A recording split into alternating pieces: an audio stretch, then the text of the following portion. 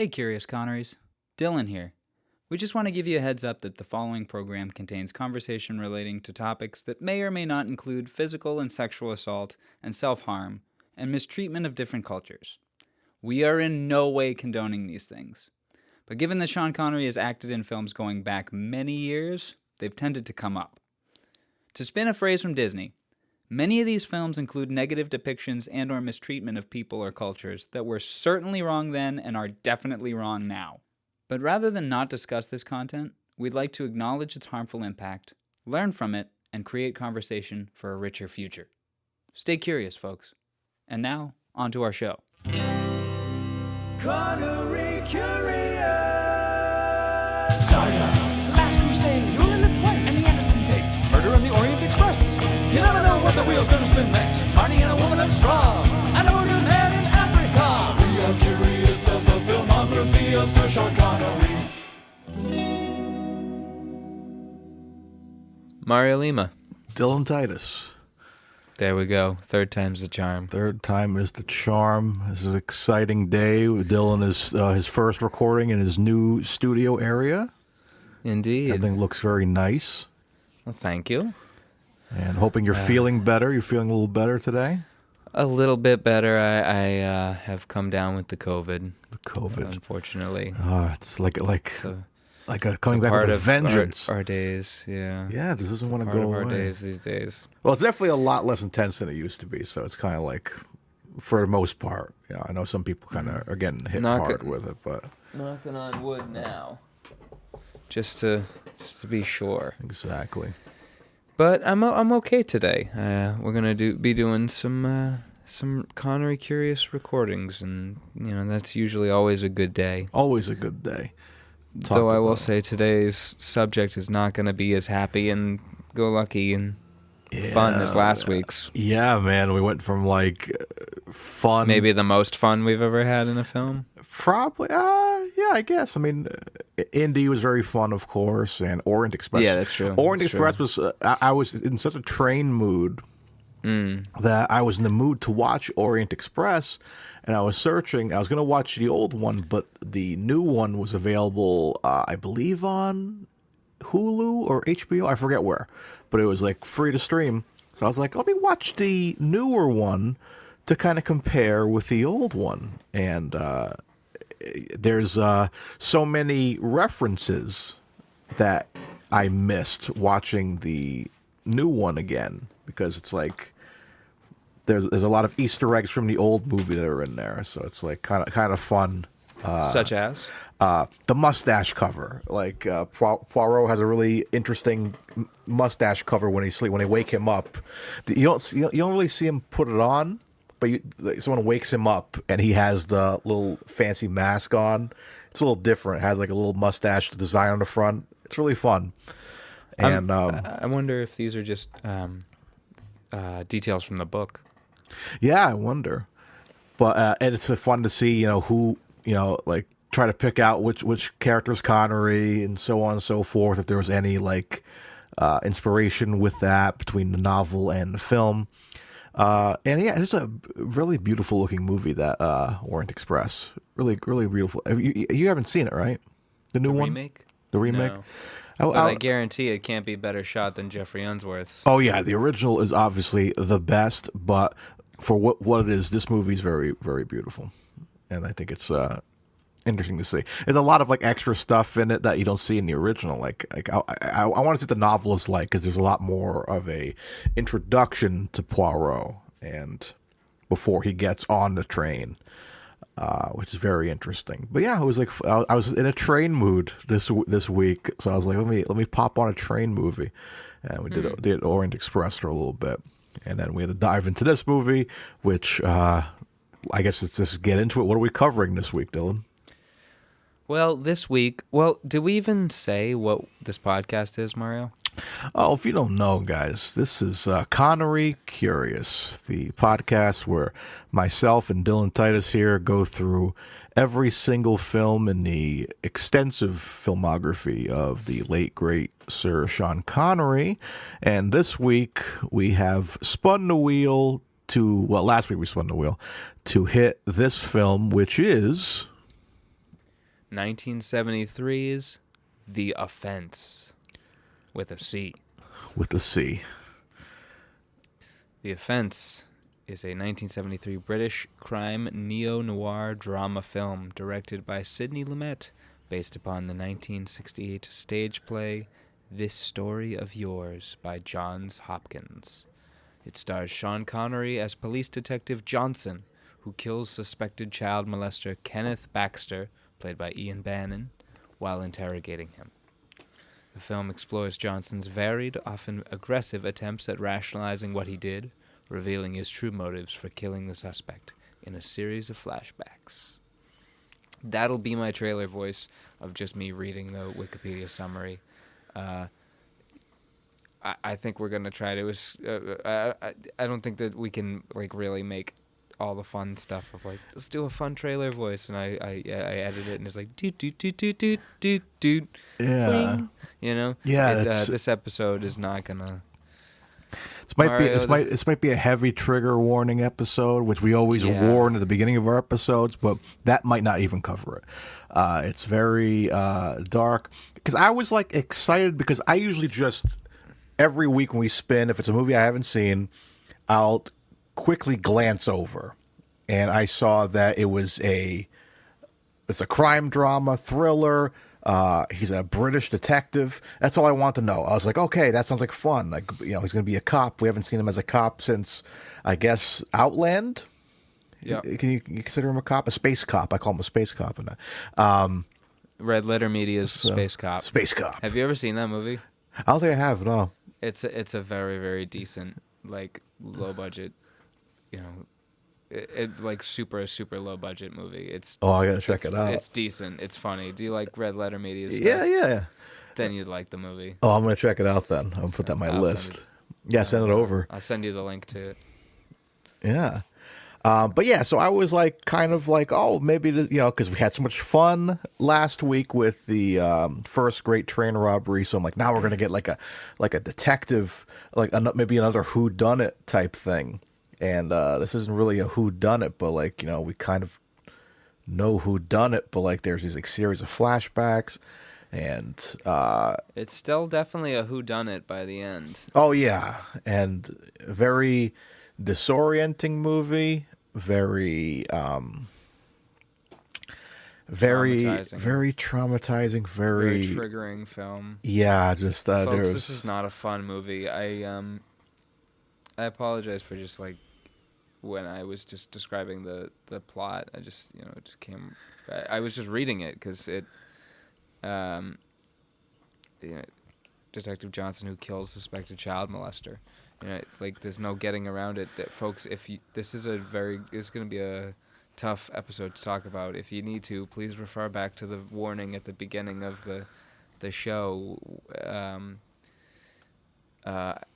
This is going to be a tough topical, maybe not topical in terms of like the time. I don't know. You know what I'm trying to say. It's going to be tough to talk about the subject matter of this film.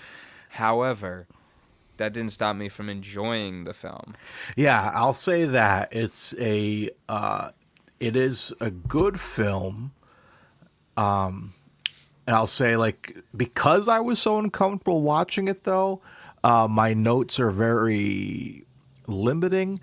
Same. A lot of my notes are positive things about the film, where it's like, same. I'll just get into it right now because it's not much. It's just like, I have some other details we'll talk about in the middle of the episode, of course, but like, just very impressive artistic shots. I like the use of like, POV shots. There's that one scene of Connery with his hands, massive Hulk hands, just certain shots were interesting. There's that beginning that comes back a lot during this kind of set up flashbacks, and it's at the end of the movie, that sort of spotlight that's like burned in the shot, and I'm thinking, is this a bad copy of the film? What's going on? But no, it's just kind of like setting up the movie, and like that's my first note. What is happening? Because I kind of had the warning from Dylan, who had saw the movie before me, and he texted me saying, just so you know, this is probably the darkest Connery film we've ever covered. It is. I would watch it by myself because he knows I do watch a a good amount of these films with my wife when she's around. He's like, maybe watch it by yourself. And I thanked him for that. That's not me being sexist or anything. It's just not like a good movie to like. It's like, hey, it's date night. Let's go watch a movie. Not at all. You know? Nope. And it's this movie is not kind to women at all. Yeah, it's very. This is probably, though it's incredibly empathetic to women. You know what I mean? Like, I feel like this film is like, you're on these characters. You're on, especially like his wife's side. Oh yeah. You know, like, you're on her side. You get her struggle 1,000%. Anyway, we'll get into that. But yeah, sorry, continue. So I was like pretty thankful for that idea of like kind of watch it on your own, because those first like 10 minutes, I'm like, I feel uncomfortable already. I'm like, this movie, I think that's something to kind of credit the movie for. It knows how to make you feel uncomfortable. Yes, and that's the power of if a film can make you uncomfortable in a way that makes you think, and that makes you empathize with the characters and sympathize with the characters and feel what the characters are feeling, then that uncomfortability is applause-worthy. You know what I mean? Like, it's a good kind of uncomfortable. You know what I mean? Like, the film puts you in an uncomfortable state that is good to challenge your mindset of what a film is. You know what I mean? Like, yeah. Like, especially because the last film we had was one of the most fun films we've watched. Especially because, like you say, Last Crusade was more fun. Yeah, it is. But I would say it's more fun, Last but Crusade. it's on the same level. Yeah, it's on equal footing. But how many times have we seen Last Crusade? Oh yeah, we knew what was coming. How many times have we seen the first grade train robbery? None. It had taken us completely by surprise at how good it was. You're like, he's gonna go on the roof of the fucking cars, dude. Like what? Like that was so exciting. And it's a comedy, you know. Like that was. It's definitely one of the more comedic films we've seen, and it. You know, you remember, you're like, oh yeah, this is what movies are for, and then you see this and you go like, oh yeah, art is supposed to make you really uncomfortable sometimes. Yeah. You know, art is supposed to rattle you and shake you and make you realize uncomfortable truths about things or inevitabilities about things. You know what I mean? Like, or realities that you only had slight awareness of because you don't walk in those people's shoes. You know, it's an interesting.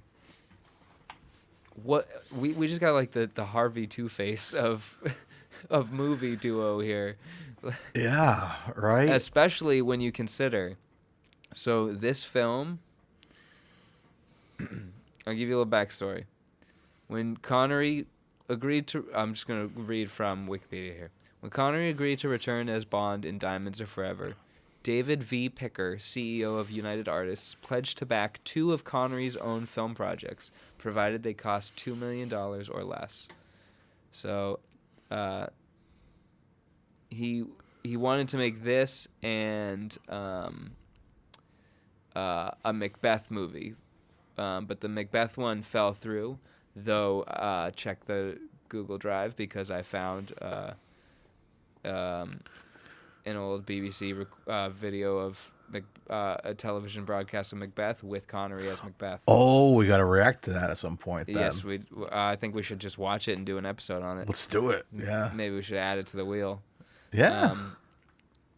But we need to add it to the list first. Yeah. So we'll come back to that.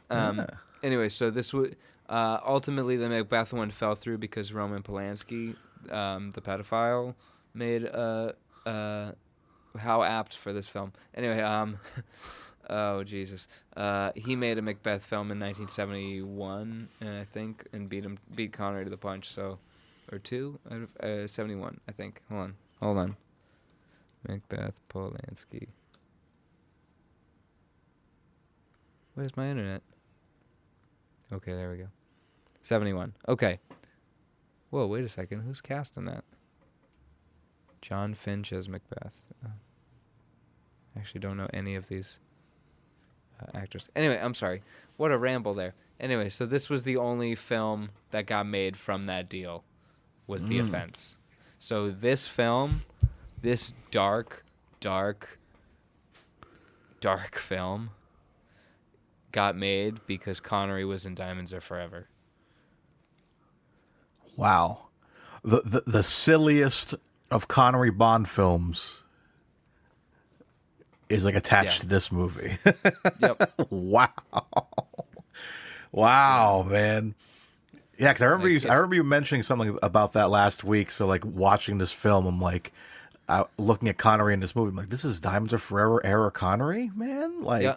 And then like, well, the next year. Yeah, but like, this is probably the scariest Connery. Yeah. Probably the scariest Connery we've ever like encountered.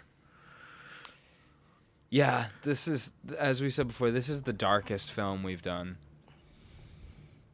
This is the darkest film we have covered. Yeah, so luckily the plot is pretty short here, so we just want to go through the plot and it's kind of, and maybe just talk about the movie. Like, let's just talk about it. I think we'll go. There's like 1, 2, 3, 4, 5, 6. So we'll do two at a time. Yeah. It looks like it's split into acts here. So. Oh my god. What? Oh my god. Okay, so there was a real emergency happening, clearly, because there was one cop SUV whipping by super fast, and then by the time I saw it at the end of the block, there were two of them. But what Nicole was running away from was a bee.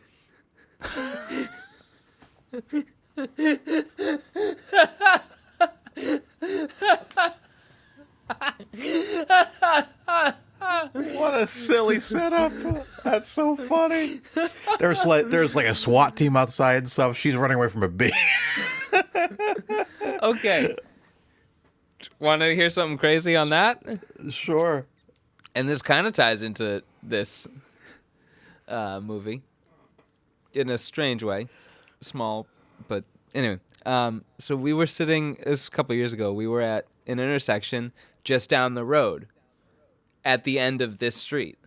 Just sitting there, and on the other side is a little red car, like a little maroonish car. And behind that is a white van. But like it doesn't look suspicious. We're sitting at the red light, and all of a sudden the white van, both doors on the sides open up, and a full SWAT team with automatic weapons pours out and surrounds the car. The little red car? The little maroon car, yeah. What? And we still have a red light, and we just nope the fuck right out of there. I just take the left because I was going left, and I'm just like, well, clearly I'm not gonna get hit on the on the left side because this guy's surrounded by a SWAT team. And I just zoom right out of there. I think the only one I can count to that story, since we're talking about crazy stories like that, I have one too, where this is Elmwood Avenue in Providence, which Elmwood Avenue is always kind of crazy. And I'm in this. I was actually in a white van at my old job delivering food, and I'm just kind of sitting at a red light. Pretty heavy traffic at that time of the day, and I heard some kind of commotion happening like 3 cars away in front of me. It was kind of like a big truck in front of me, so I couldn't really see. But I remember I heard a commotion, and a guy, I'm in the left lane, the right lane is also filled with traffic. There's a guy in front of me, gets out of his car and starts sprinting forward. And then I see other people sprinting forward. It was like Godzilla? It was like, yeah, right. It's what it felt like. I was like, what's going on, man? And then turns out like some guy was getting chased by the cops a block away on foot. and the guy that got out of his car. Oh, he had a police scanner? No, he just happened to see the guy running away from the cops and decided to be a nice citizen and help out. And I see him like across the street. They're at a McDonald's, and the guy, like, in wrestling terms, he speared the guy. He was like running at him, like the citizen, the regular guy coming out of his car, just ran at the guy running from the cops and just like dove forward and tackled him to the fucking ground. Oh my God. Fucking hard. And it was like, and I was like, yeah, that was fucking dope, man. But I gotta make my delivery, man. I'm fucking late. So everything was a standstill. It was like an audience. Everyone was like watching this, like, oh, whoa, holy shit. But yeah, it was like the most shocking thing ever. It's like I saw a movie. I thought I was on a movie set. I was like, this is like insane. I was like, holy shit. I was like, three or four cops on foot, and like the cliche like fat cops that are like, you know, just like running after him, like just got out of Dunkin' Donuts. You know what I mean? Like it looked like a movie. It legit looked like a movie. Wow. It was insane. But yeah, God bless that guy for like kind of helping out. Could have been dangerous, but he was like, he was a big guy. He looked like a fucking football player. So he just tackled the shit out of that guy. His shoes came off. That's how hard he tackled him. It was insane. Insane. Which, yeah, it's kind of, which is kind of related to this too, because Sean Connery beats the fuck out of somebody in this movie too. Can I end with one more chase story? Yeah, well, this is like I'd rather talk about this than the movie. Okay, me too. So I may have told you this recently. If I have, let me know. Cut me off. Heck, I may have done it on this podcast. So Nicole and I were walking through. Is it Swan Point or Fox Point Cemetery? Oh yeah. And just walking, enjoying ourselves, and I have my water bottle in my hand, and it's like a stainless steel, and it's full. And we see turkeys. And we're like, oh, hey, turkeys. And they all had guns. Yes. But we're eating oranges as well, so we chuck them a couple of slices of oranges. And then all of a sudden, a deer comes out. It's like, oh, look at a deer. And it like is looking at the orange, and it looks up at us. And it's foaming at the mouth. What? And it starts getting closer to us. And it starts picking up pace a little bit. And we start to fucking, I just say, run. Just run. And we start running. And the deer starts chasing us. What? A rabid deer starts chasing us through the woods. And, not through the woods, through the cemetery. Like, this is on a road. Like cars are around. But no one's really around. Like, the only people that were around were this elderly couple that was at a grave, and they were like, they had chairs, so they were there to like hang out with their dead relative or something. I don't know. As you do. I hope you hang out at my grave. Sure. Are you gonna be buried? Are you gonna waste land like that? Oh no, I'm probably gonna get scattered somewhere. Okay. But like maybe human composting. I'll be a tree or something. Yeah, that's better. A tree. Yeah, I want to be a tree. Yeah. So come hang out in my tree. Anyway, so I'm just screaming, help, help, because we're being fucking chased by a rabid deer and it's gaining on us. And I have this water bottle in my hand, fully ready to beat this thing to death if it comes too close to me. Thankfully, it stopped. It like lost interest. Damn. That's frightening, dude. Yeah, I don't know what to do if an animal chases me, dude. Like I'm like, geez, that's scary.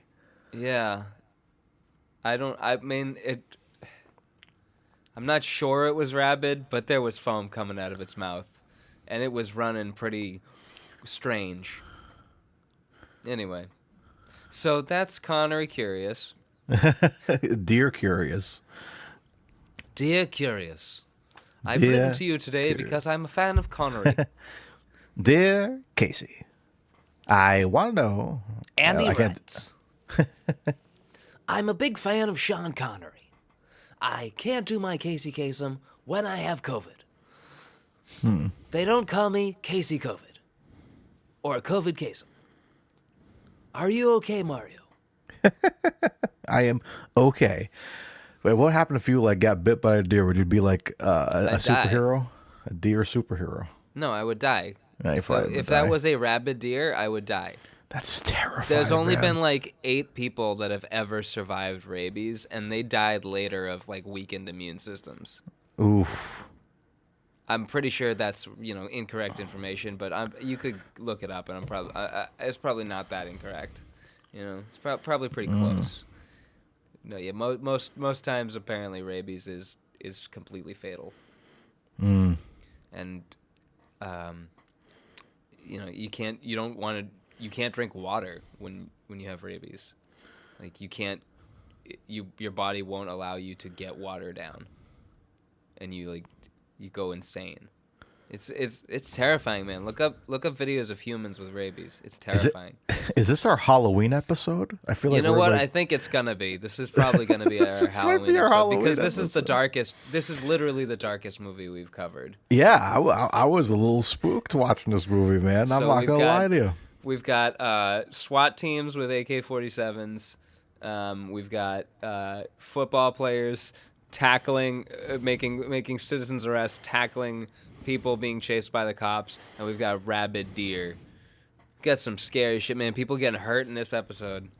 Yeah, man. Oh my god. Thankfully, we didn't get hurt, but I was afraid I was gonna have to fucking bash a deer in the face with a water bottle and hope that I didn't get it spit in my eye. Oh my god. Anyways, should we get into the plot of this movie? After the Yeah. adventures we've already had this half hour. Yeah. Oh boy. Yeah. Let's do it.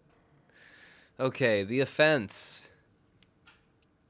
Detective Sergeant Johnson has been a police officer for 20 years and is deeply affected by the murders.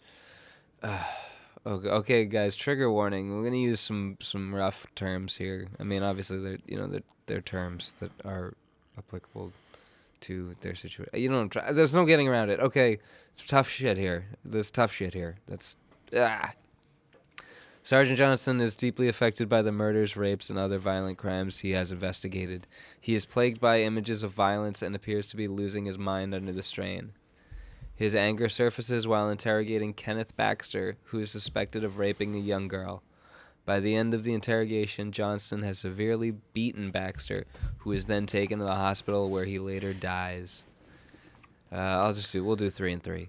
Johnson is suspended for the beating and returns home for the night, getting into a violent argument with his wife Maureen.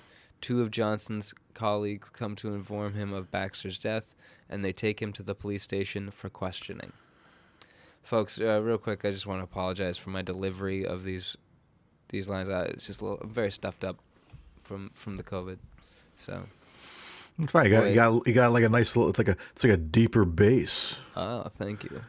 Which actually, going into it, Connery has a different kind of voice in this. It's a little deeper. Did you catch that? Yes. It was a little like deeper. It's maybe it's like the film itself, but like it's just like deeper, a different delivery. One of my notes is take a shot every time Connery says the word bloody. Yeah. Like Do very a shot of like, a Bloody Mary. Yeah, it's like, oh, they think it's Pancake Bloody Tuesday. I'm like, what the fuck's that mean? Well, it means like- your pancakes are a little bit bloodier than usual. I guess, yeah. I like the raspberry. I like my pancakes medium, cooked medium, please. Yum. Yum, raw Call them pancakes. Mancakes. Felix, shake a bite of Dink, shake a bite of Felix. Mancakes. Mancake. Mancakes. Connery is seen at exactly 3 minutes in a very menacing pose, kind of out of focus, but you can tell it's him.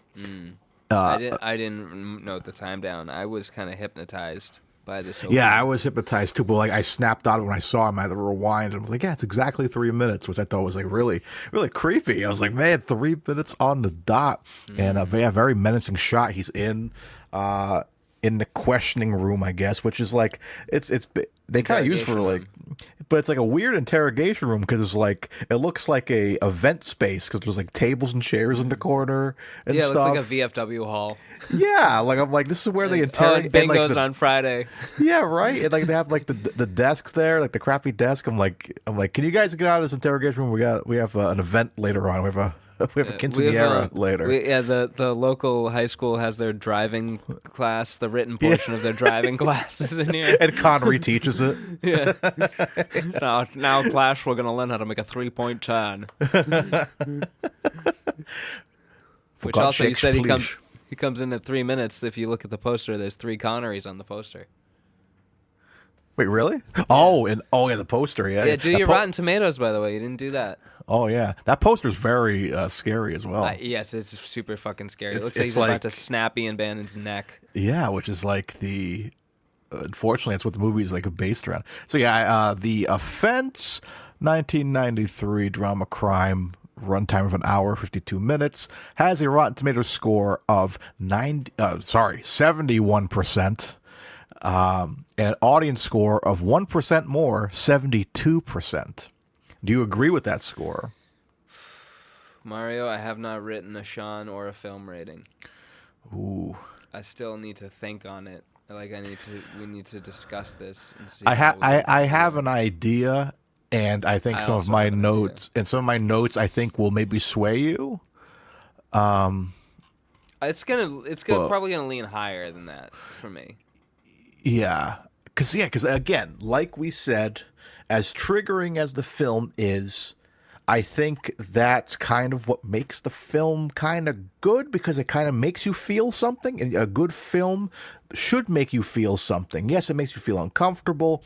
Yes, it's like crazy, but I'll tell you, that last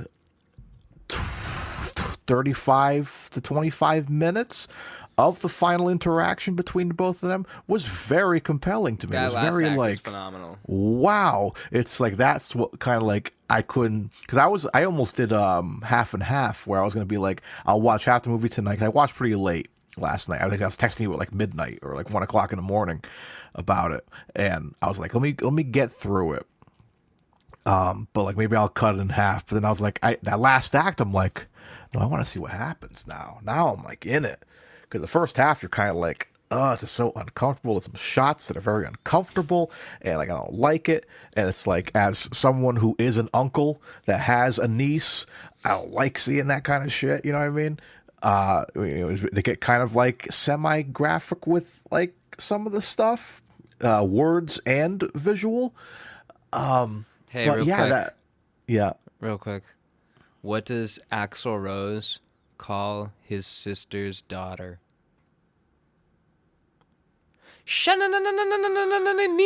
Niece? Oh, that's gonna be a Sweet Child of Mine reference, Oh, which no. could have been that too. But no, niece Nah. is good. Yeah. Sorry. Anyways, Mr. Brownstone. But yeah, so I think Casey and the Sunshine Band. Casey and the Sunshine Band. So it's always a Goldmember reference every week. Well, I was editing last week's podcast and I pulled that clip. So Oh, did you? I gotta listen. I'll be my road trip playlist on the way to. gold. The look of it, the taste of it, the smell of it, the texture. See if we can bring up Goldmember in every episode. Even the fucked up episodes are like Goldmember could fit in somehow. What if Goldmember showed up in this interrogation? I am from Holland. Oh my God! Isn't that weird? Stop doing that! Stop beating him up! Now tell me, Detective Johnson, do you not You're think very of the same tight. things? Do you not think of gold the How way I think tight of I it? am. Oh man, Bush yeah, fingers, you see. Oh no, I am nothing like you. nothing like you.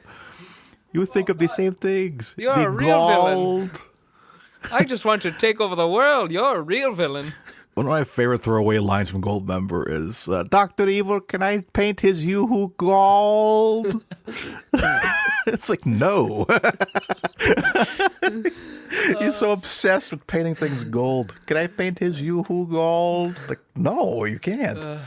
Anyways, but yeah, in closing for my statement, I think this is it's a good film. It just might be hard for some people to get through, and because like we have that discussion, which we'll probably have more later on. But like, would you rewatch this? I'm like, yes, I think I would rewatch this. But I think now it's better to rewatch because I know it's coming, and I'll be like better with it. But the first watch is the hardest watch. So the first watch is the hardest watch. Nice, Tom Petty. Tom Petty and the Sunshine Band. Tom Petty and the Sunshine Band. But yeah, so what do you have for notes here? So with that, the overhead lamp from the interrogation room is a gun barrel of sorts. Yeah, it does kind of act as almost.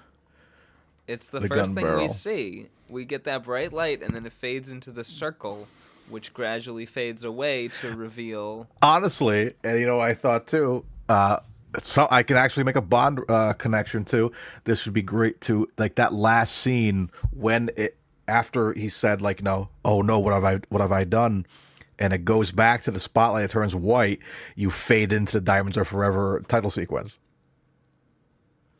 That's going to be a tonal whiplash like no other, man. Right? It's like, what have I done? Like, that could be the cold open. What have I done? And the cat is looking at the screen. But then Diamonds Are Forever would have to be an actually good film to make that work.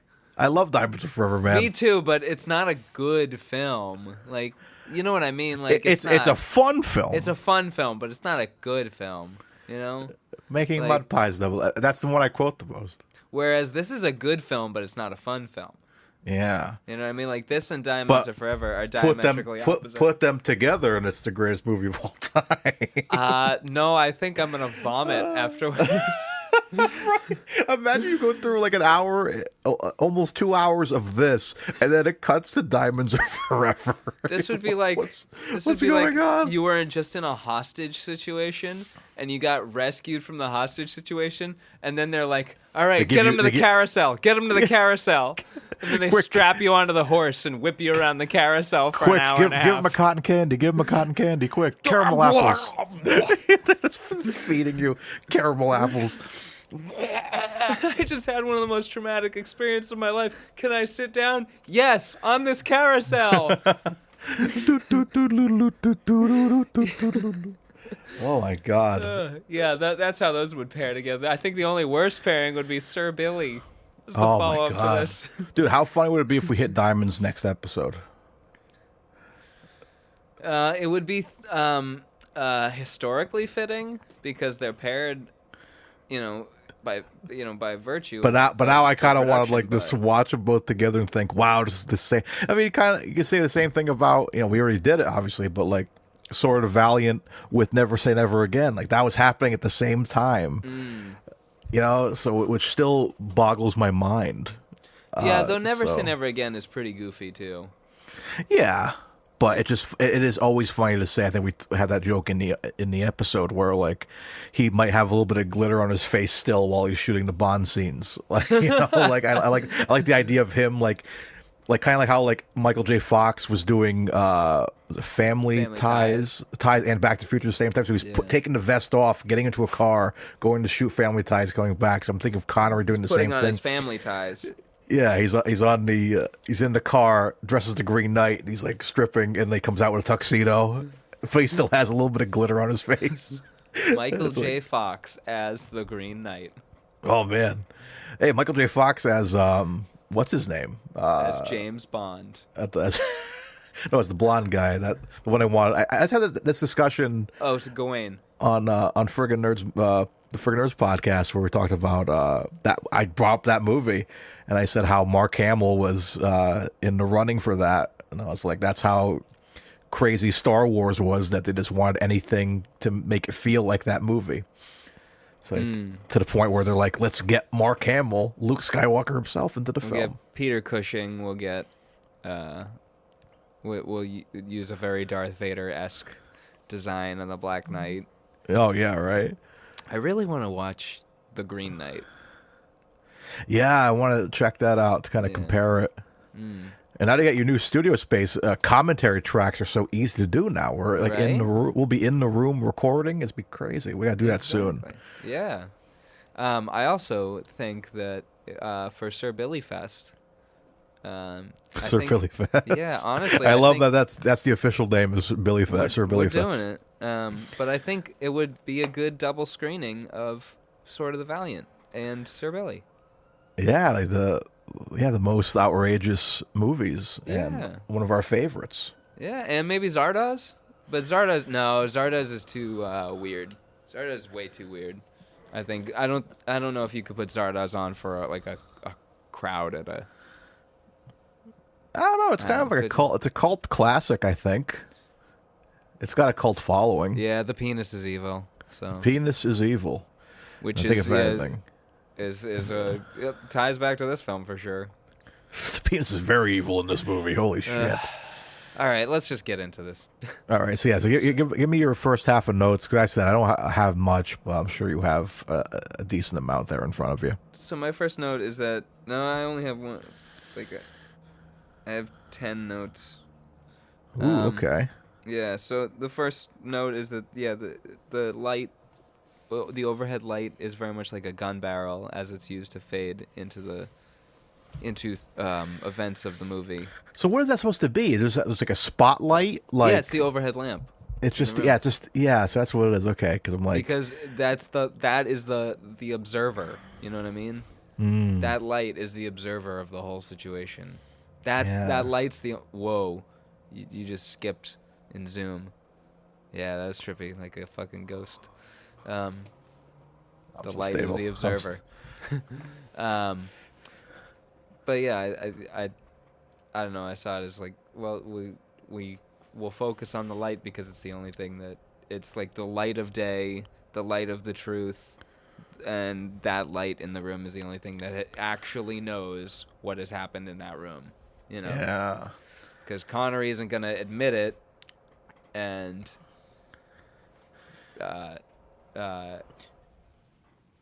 Baxter's dead, what brilliant storytelling of like, you're starting off the movie and you think you know what happened in that room. Like after you see what happened, you're like, oh wow, he beat the shit out of that guy. But at the end, we find out that's not all he did. He also like shoved a couple of cops to the ground, and like and he's just like doesn't know where he's at that point, and he's like, oh shit, what have I done? And very, if this is a movie where if you're not paying attention, you kind of lose your place, and like they go back and forth, they mess around with time a lot to the point where like again that last act, we see him going to pour the cup of tea and walk back into the room. I'm like, oh man, we're gonna see what actually happened. And now the play called This Story of Yours is 3 acts. The first one is Johnson and his wife. The second one is Johnson and Cartwright, the interrogator that is talking to him. And then the third act is him and Baxter. Wow. So the movie kind of takes those 3 acts of the play and like pulls bits from each of them and shuffles them to different spots, but for the most part keeps them where they need to be. You know what I mean? Yeah. Yeah, because when you think of the progression, like, so the thing happens, you get like the setup that there is a creep a villain in the area. That's one of my notes, villain. I really like how they say villain. Yeah. They just call bad guys villains. Any crooks or robbers, villains. Pedophile, villain. Villain. But so that first part, the first act of the movie, feels like it couldn't have been in the play. You know what I mean? They can't go hunting through the woods. But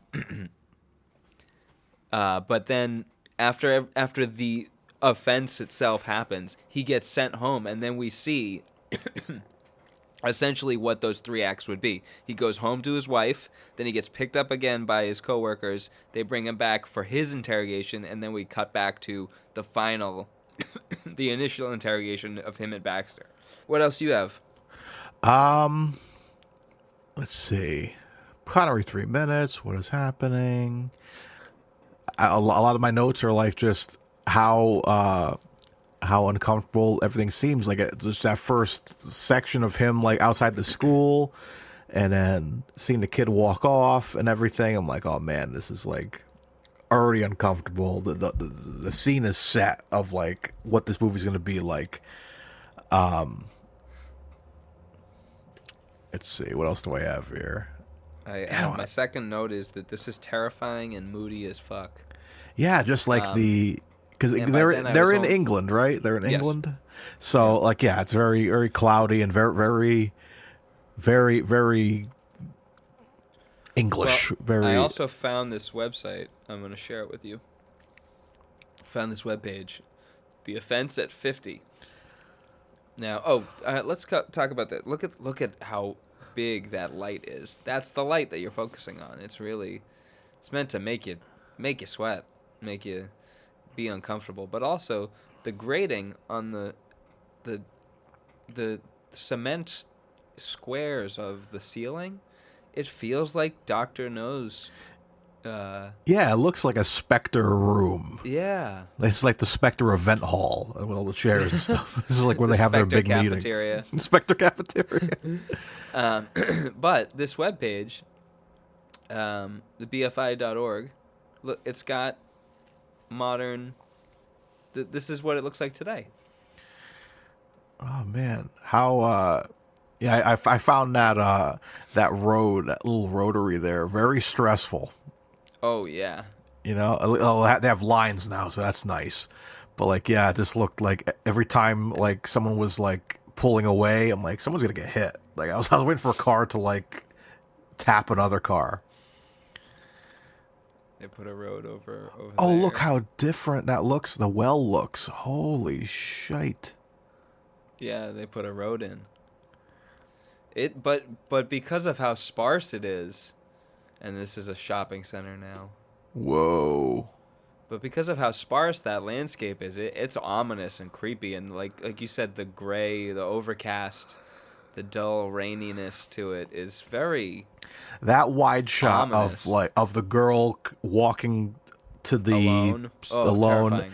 But like and you see our suspect approaching her and stuff. It was very again, speaking of spooky movies, it was reminiscent of Halloween for me. Just it was kind of very reminiscent of Halloween. Just like Michael Myers all the way in the background, just staring, and like sometimes you forget he's there, and then unless you really focus. You could take that shot and just put the music over it, like down, down, down, down. Like what is it, Laurie's theme? Yeah. Down, down, down, down, down, down, down, down, down. So. Ugh. Man, how Sidney Lumet, man, how you gonna go from Family Business to this, brother? Like, well, he went from this to Family Business. I mean, granted, it wasn't immediately afterwards, but Family Business was much later. Yeah. So let's see what he did immediately after this. Let's see. I just had it. Serpico. Oh wow. Yeah. So another classic. Yeah. Then Love and Molly. Then it's Orient Express. Yeah, and then Dog Day Afternoon, Network. Oh wow, he directed The Wiz. Look at that. Look at that. I didn't know that.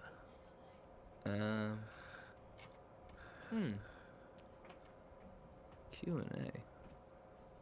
Yeah, insane shots here. So like, yeah, I guess we could talk about that cinematography a little bit. Like, yeah, I think it's a pretty good, well shot film. Again, I think it's shot very well by Jerry Fisher. Yeah, what's Jerry done? Let's see what he's done, because I wonder if we can recognize his influence. Man in the anywhere Wilderness. else. I've seen that. That's a Richard Harris film. Very good. It's kind of like The Revenant.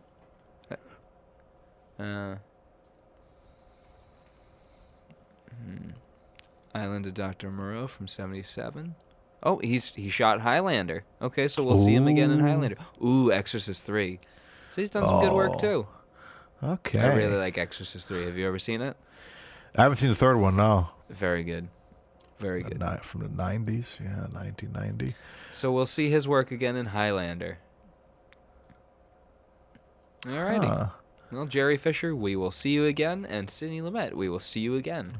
They will return. But yeah, so like there's a lot of shots. Again, I like the kind of POV shots. There was that kind of like funny photo I sent to you like last week of like him like getting ready to punch our suspect, but it's like they give you the POV of him punching you, and I like those POV shots are very interesting. And again, that hand shot is probably my favorite shot in the movie, is him kind of looking at his hands like that, but it's like it looks very it's very trippy, you know. It's like you put that in a Pink Floyd video of him just kind of like it just looks very trippy. My hands felt just like 2 balloons. Yeah, they look like balloons. They were huge. They're like Desmond Llewellyn hands. That's my lunch. That's my lunch. Those balloons are my lunch. I'm a nitrous addict, 007. Oh, man. Okay, so I have this as a note, but then I come to realize why. Like, I ask this as a question, but then, by the end of the movie, I understand why. Why is Connery grabbing the struggling child instead of talking to her? He does try to talk her down, but yeah, the kind of like... But he's, like, holding her down with force. Yeah. And I get she's very rationally trying to escape because she's just been through something traumatic. But I feel like Connery could have maybe gone in with a gentler hand. But then over the course of the story, this is again only in like the first 20 minutes, so over the course of the story you realize like, oh yeah, he's fucked in the head. Like, he's not a normal person. Like, there's not... I was thinking of it in the way that I would go about it, forgetting that... Wait a second, Dylan. You don't even know who this character is or what they've been... Oh, wow, they've been through some fucked up stuff. Yeah. Oh, my God. Just the flashes of stuff he's seen. They show, like the parrot, and then they show, like, the house, the massacre of, like, certain houses and stuff. And it's like, wow. That's where it became, like, a horror film for me, man. I'm like, wow, this is, like... psychological, man. It's like it was so heavy. And was it the old woman or old man who had been stabbed? Like they was still alive at the door by the parrot, am I right? Am I dreaming that? I remember that. I just remember like the girl naked tied down to the bed. I remember seeing like a room like with like blood, like a different family. There was like multiple people in the room. Yeah. And just that shot of the person that like hung themselves, that they found like they like hung themselves like that in November, was terrifying. And they find them in March. Terrifying. It's like wow, man, this is like definitely deserve the R. Is this our first R-rated Connery? How many R-rated Connerys have we done? Well, I'm gonna have to Google that. Sean Connery R-rated movies.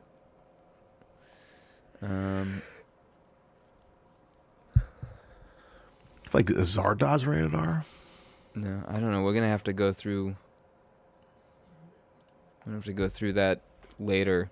Yeah. I feel like that's gonna be a lot of work. Yeah, but eventually we'll put it together. But like, yeah, it's just. Oh, The Rock is rated R, so there's other R-rated movies. So yeah, there's a bunch of them. But yeah, man, this is like of course The Rock would be rated R. R for Rock. Yeah. Yeah, and so is Rising Sun. So yeah, I'm sure a bunch of them are rated R. Yeah. There's the autoerotic asphyxiation in that movie. Oh, yeah. We've definitely had some R-rated movies. Oh yeah, in here. definitely. But this is like I think this The Hunt for like, Red October is R. But yeah, this is definitely quite worthy of its R rating. In fact, I could imagine they probably had to, be careful about getting an X rating. Yeah, I wonder if with it's some of like this. if it's like a Snyder cut of like crazier No, shit. I hope not. One, I doubt it, and two, I certainly hope not. I feel like Sidney Lumet is a very, very good director, and he probably knew exactly what it needed to be, Precisely. And then he picks her up and he like swaddles her like a baby, which also made me a little uncomfortable. When they're out when all the cops are out on the beat, asking anybody and like they're shaking down their usual suspects. Connery bothers the guy for his chips, and I'm just like, I want French fries now. Yeah. French fries. And then the shot of Ian Bannon walking down that spiral ramp is masterful. Because it's just a camera just slowly rotating downwards in a corkscrew motion. Yeah. And it's beautiful.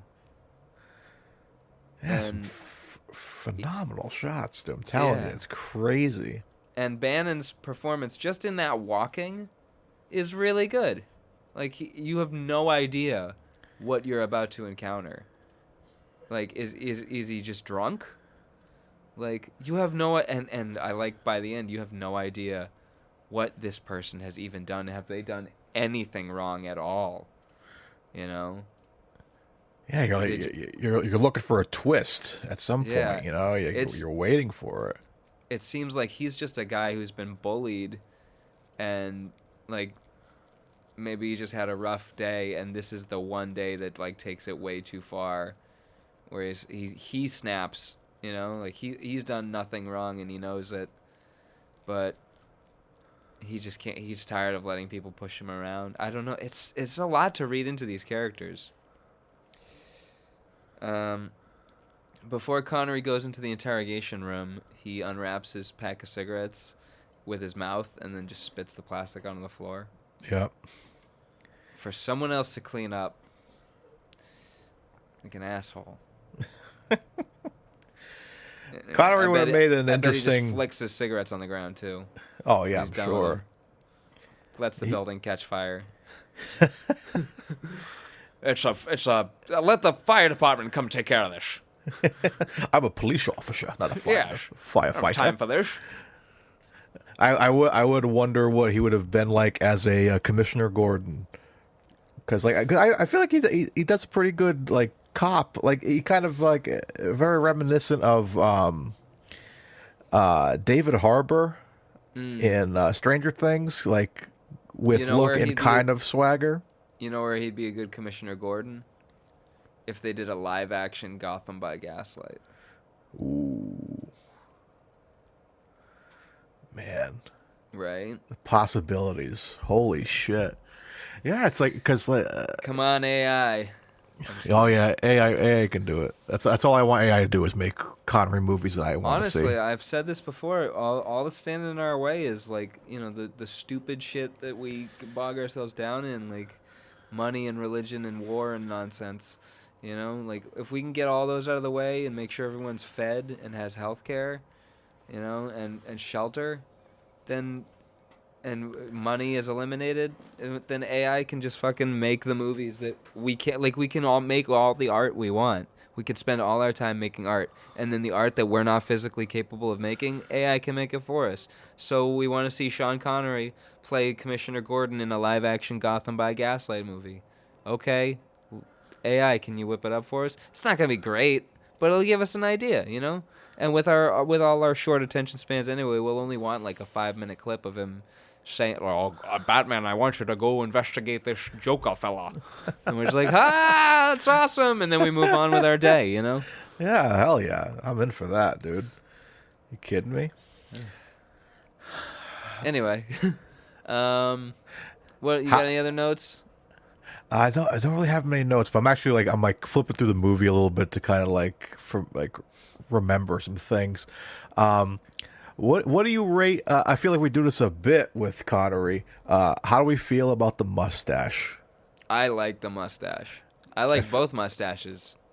He and Ian Bannen both have really good mustaches. Oh yeah, Bannen has kind of a cool, almost not like kind of handlebar-ish. Yeah, I think you can call it a handlebar mustache. Yeah, it's very like he looks like he was in the first Great Train Robbery. You know, he has like one of those mustaches. You know where we've seen him before? The Hill. That's right. Yeah. So wow, a second time as the good guard, you know. Yeah, wow. Yeah, dude, Staff Sergeant Harris. So Sergeant Harris is now being beaten up by Sergeant Johnson. Right? Look at that. Yeah, man, how like tense this scene is, how crazy this scene is. But, like I enjoy the mustache. I think it's good. I mean, my favorite is always going to be the Man Who Would Be King Lemmy mustache situation. It's a good one. But yeah, something about this, it's just like it's cool, but like a little creepy at the same time too. Like something about the mustache is just like it's like I don't know, something about it I don't like. I think it's just because the character it's connected to. It's very detective. It's a detective mustache, especially you pair it with that hat he's wearing. Yeah, costume design, dude. That whole like I'm looking at the scene right now of him walking in with the tea, and he has that cool kind of fluffy furry coat and like the hat. He looks dope. And Bannen definitely has the handlebar mustache, 100%. Yeah, that's a handlebar. That's a handlebar for sure. It's like it's got the perfect. It's not even the staple shape. It is literally shaped like handlebars. Like you could slap those on a bike and ride them. That should have been. I think Connery had to press down like, I'm going to ride you like a bicycle, like the bicycle you are. Now tell me, did you do it? Like, village bicycle. Everyone's had a ride. Yes, I like International Man of Mystery better than a spy who shagged me. Oh, man. But yeah, man. You like the bicycle you are. Like the bicycle you are. You look like a Schwinn. Are you a Schwinn? Are you a Schwinn or a Huffy? Tell me. Oh, my goodness. Oh, my God. Are you a mongoose? You look like a mongoose. BMX? Oh, I bet you have those gears on there too, huh? Oh, you want to go faster, do you? There's a speed limit on this bike path of mine. There's a speed limit. And you better watch out for the crossings. What's that line from The Office where they're trying to like teach Steve Carell how to ride a bike? And he's like, I know how to do this. The one I had the wheels on the back.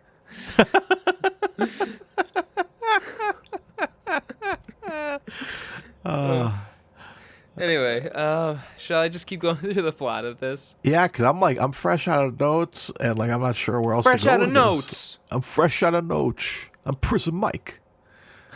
Fresh out of notes. The Dementors are terrible. What? That's like the whole thing. It's like the worst thing about prison is the gruel and the Dementors. They're everywhere. Like Harry Potter? No, not like Harry Potter. Do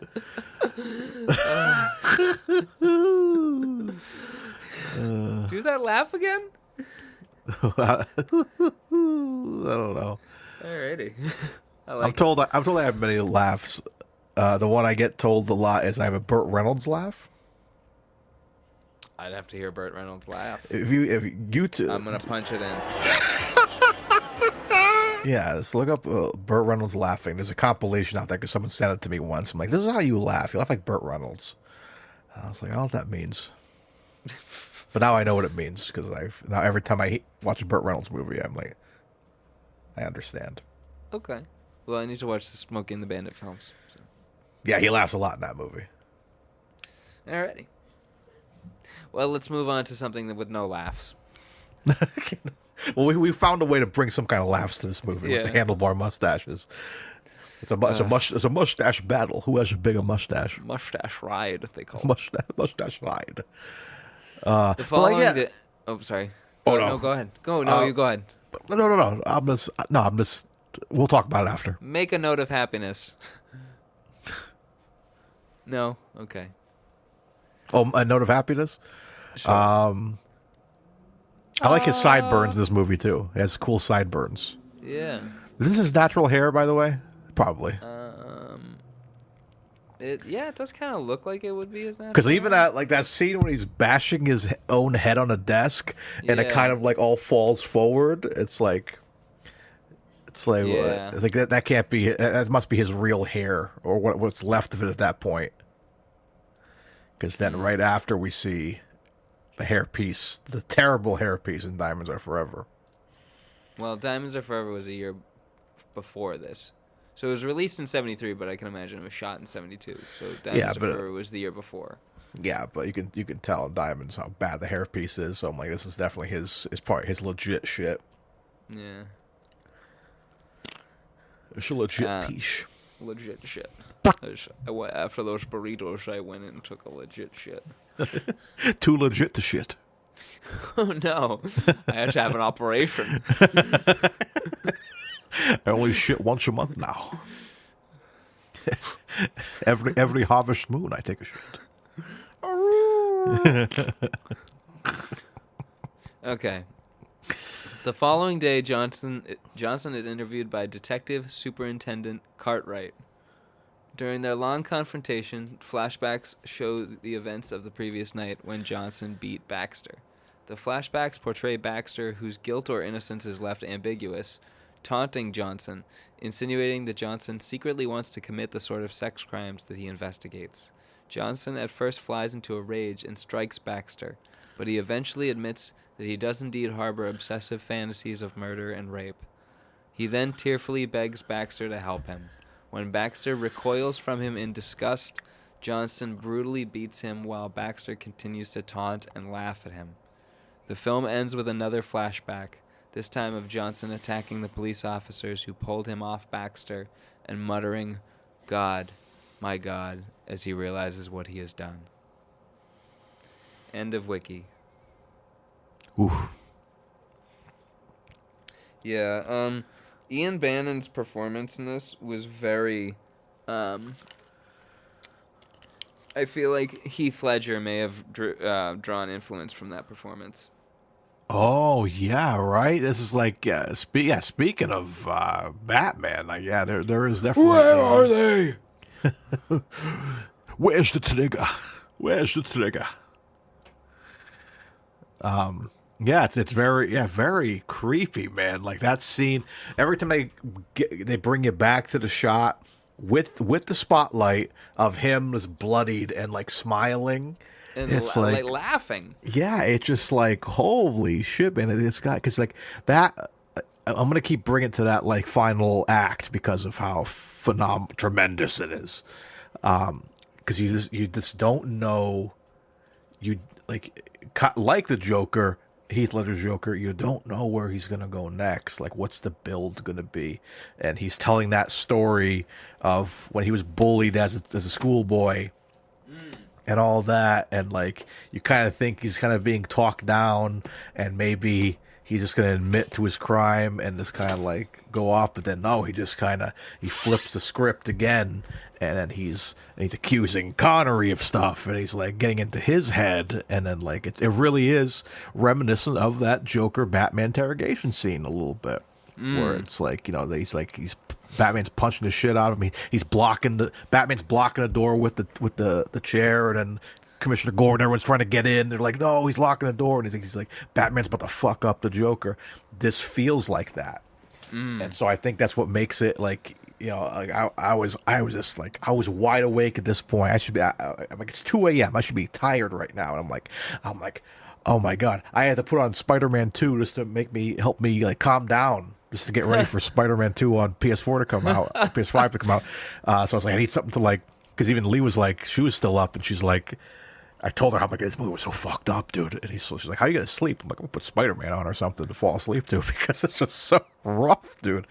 But tremendous last scene. I think if anything, rewatching, I at least want to rewatch that final act over and over again because I feel like that's like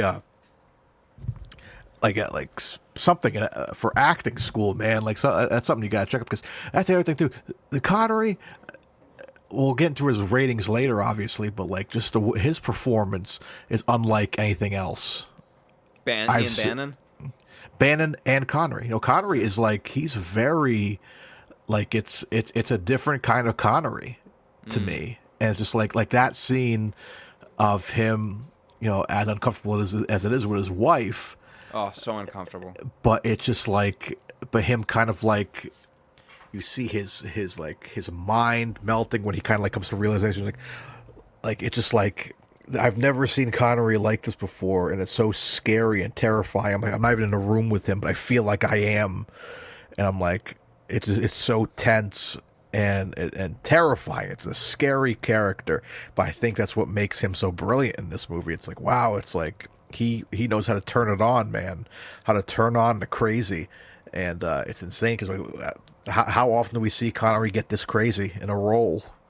You know, it's like it's something new, it's something different, and yeah, I'm just interested to see what you think about your ratings later on in the episode here, but mine might be a little high.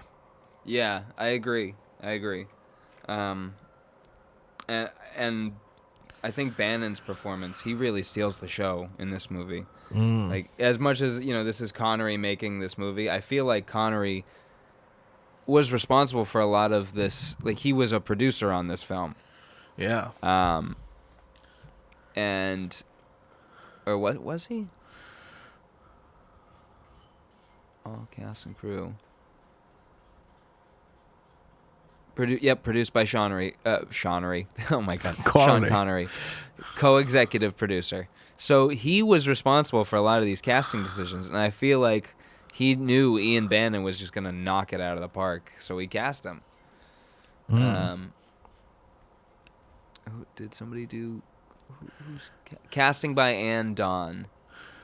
So, but I'm sure Connery had, you know, say in it.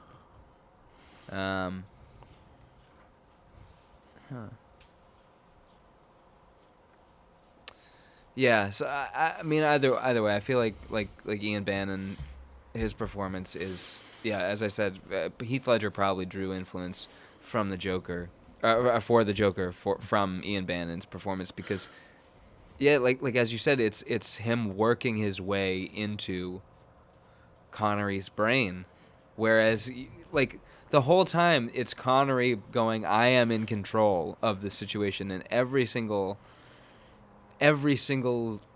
scene is him going, I am in control, but we are seeing like this dude has no control over it. You okay? Yeah, it's fine. Need the truck outside. I've got my window open now as well, so I'm hearing stuff from the outside. We have like a plumbing place next door, so we're just fucking forklifts and shit all day.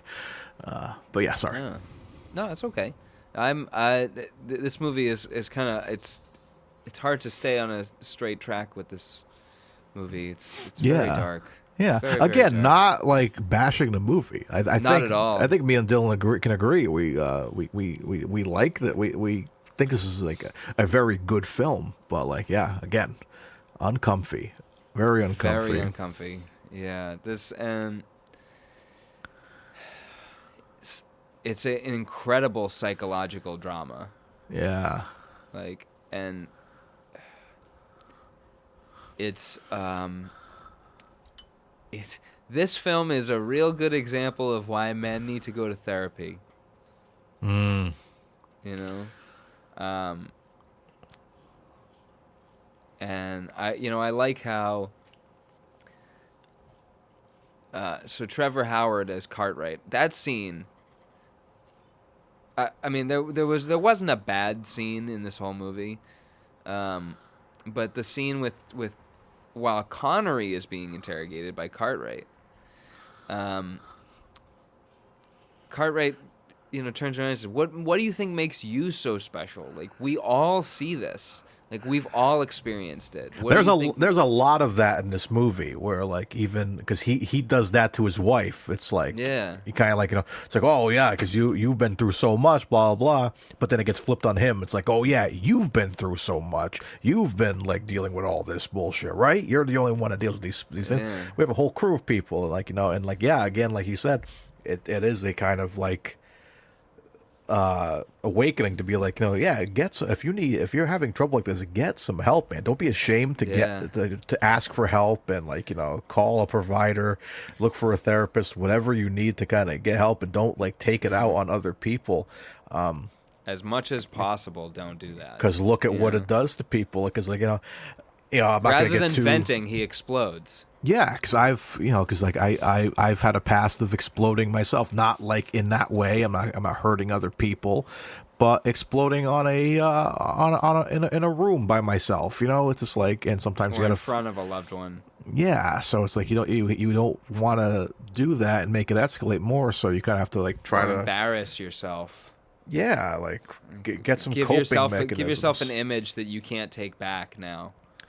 Yeah, so yeah, you don't want to like kind of like, because that first impressions, lasting impressions always matter. So it's like, don't like find a coping mechanism to kind of like get a little more stable. And like, yeah, so like Connery obviously needed that because, I'm sure a lot of police officers go through this today. Thank goodness, thank you for all the men and women out there these days protecting our homes here and our neighborhoods and everything. I'm sure they go through have the mental health services you need. Yeah, and if you don't, try to find it, man, because like it's such a tough world out there. I can only imagine. Like I don't go through half of what some of those people go through, the things that they see every day. We just talked about before we started about how like all these things we've seen of like people coming out of cars and tackling people. It's like what there's worse stuff I'm sure that they see every day. So there's rabid deers out there. Rabid deers chasing people through cemeteries, and then when those people exit the cemetery, they're walking along the street, and then they see this little like wood and stone hut that is like made for people to go in and hang out in. You know what I'm talking about? Oh, like yeah. Yeah, it's in a park, and then we go inside, and somebody just left a giant dildo in there. You never know what's going on in this world. You never know. You never know. So this is a PSA from Connery Curious to you. Watch out for dildos and rabid deer. That's my band. That's my band, dildos and rabid deer. Watch out for dildos and rabid deer. We're coming to your town next month. Catch us at the Clam Shack. We're doing all your favorite Skinnerd covers. All your favorite country hits. Sweet Home Alabama. Sweet Home Alabama. Hello, sweet Bama home. We'll even put in a Molly Hatchet tune. Sweet bomb. Homo sweet bomb? Okay. All right, so what else do you have about this film? Should we like start trickling into our ratings? Like, what do you think? Yeah. Oh, well, let me wrap up that little mental health bit. Was that Cartwright says to him, you think you're the only one that goes through this, but he basically says you have to learn to compartmentalize. You got to find a way to leave it, or to, because like you look at all the other cops, they keep talking about. Or one of them keeps talking about his promotion that he's got coming. Like, go home. You got an early shift. You're no good to us if you're tired in the morning. He's like, yeah, but, stick around, do good work. There's promotion around. You know what I mean? Like, yeah. And you can see that they have separated work and the stuff that they have to deal with. And you wonder, like, okay, maybe is that guy's home life as bad? Like, is he a future Sergeant Johnson? Like waiting to happen, like, so it's, everyone in the chain there has found a way to compartmentalize and find a healthy way to deal with the things that they've seen, except Johnson. And his poor wife, played by Vivian Merchant, so good. What a heartbreaking scene. Yeah, right. I do have a note on that. I love the liquor cabinet, but I don't understand it. You have the light on inside of it and shit. What? Yeah, and it's like a weird fish tank bookcase. Like, Yeah, it's very like it's not a fish tank, but I had like a note about like I kind of liked the apartment. It was like very like cozy, and I like all the kind of like 70s like object and stuff like that. So like the TV and like that weird little bar that's opens. But I was kind of like I wanted to add in like the like an angelic from Pulp noise. Fiction. Yeah, just like the light. I'm like, I was like, I've never seen one with a light. Like, I've seen some with lights inside, but like it's just constantly on all the time. You're like, man, they didn't care about their electric bill back then. I guess they're like, just keep it on all the time in case. Or maybe it's one of those things like it's got a little pressure latch, like your fridge. Maybe, yeah. It's like we need to keep the light on because we know Johnson's going to come in and drink at 2:00 in the morning. So it's like he drinks a lot, man. Every 5 minutes is pouring. Yeah. But it was kind of How many drinks funny. did he have in that scene? 4? I think more than that. 'Cause I thought it was funny. I made a mental note of because he's constant while he's talking. He's like acting. He's like obviously pouring a drink and talking. At one point, there's liquor already in the cup. And he goes back to the bar and he opens up the bottle and goes to pour more in it. But there's already a drink inside. So I wonder if he's like running his lines. He doesn't realize, I didn't drink the fake drink. Yeah, that's a theater moment for sure. So like if you go back and watch it, he's like the 5th or 6th drink. He's like, there's already a drink inside. He's like, just tops it off a little bit. But he could tell he kind of like, he stops real quick and he chugs it and he keeps doing it, running his lines, which was really funny. A funny little observation. But like, I wonder if they gave him real alcohol. He probably could handle it. We talk about tolerance. Connery probably had a crazy tolerance for like. I bet. He's Scottish. Probably drank a lot Drink you under the table. Oh yeah, I would have to have a drink off with Connery. Maybe in heaven or something. Who knows? We'll have a drink together, Mr. Connery. But as long as he doesn't get violent like that. Yeah, as long as he doesn't like grab your hand and crush. So he's crushing 2 hands in this movie. No, Right. 3. He crushes 3 hands in this movie. That's his superpower. He's like the Thing. He has like really strong hands. And oh my god, I feel so bad for Cartwright, especially because he's holding a cigarette, and then like Connery's like, "Let me reverse the hand." He's got his hands folded like that, and the cigarette on top. And then Connery grabs the guy's hands and reverses them so the cigarette's on the bottom, and then like crushes his hand onto the burning cigarette. It's like, Jesus Christ. He doesn't, and Connery all 3 times he doesn't realize that he's doing it. Like, this is a good film to advocate for police mental health, because, yeah. I don't know, not to, there's a war going on the other side of the world. There's police brutality, and there's these issues, every single day, everywhere, and there's nothing I can do about it.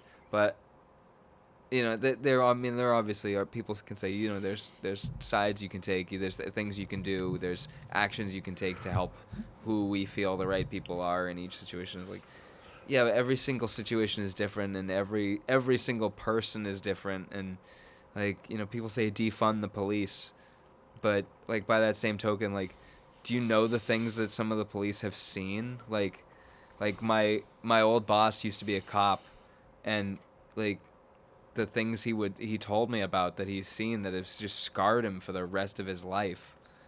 And he's like, but those are out there, those are things that need to be taken care of, sadly. So, this is not me taking a stance on any of these things. This is me admitting, like, I don't know, but we need to make mental health resources available to these people that, are in situations where I'm not in, so I can't understand it, but I can certainly imagine and, imagine that, for every time the cops beat somebody to death that didn't deserve it, and there's a riot at the Capitol or something, I my brain, I get it. I understand what those people are doing it for, but then I also think like, okay, but there's got to be people out there that are actually doing good work, like if I was in danger and a police person had helped me out, I'm going to be grateful, and like, okay, I could have died, but this person, like, I don't know. I have no idea. And obviously I'm a white person saying this, but I don't know. This movie just gives you a lot to think about in that way. You know what I mean? Yeah. Like they clearly rely on Johnson's intuition. They keep saying how much they keep implying that his intuition is strong, and usually correct. He's good at catching these fucking creeps.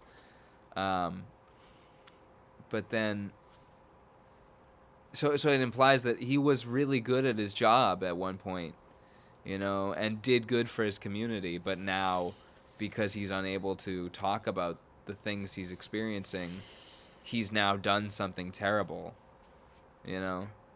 Like he could have continued being an asset and a good human being, but because he had no healthy outlet to talk about the fucked up things that he's seen,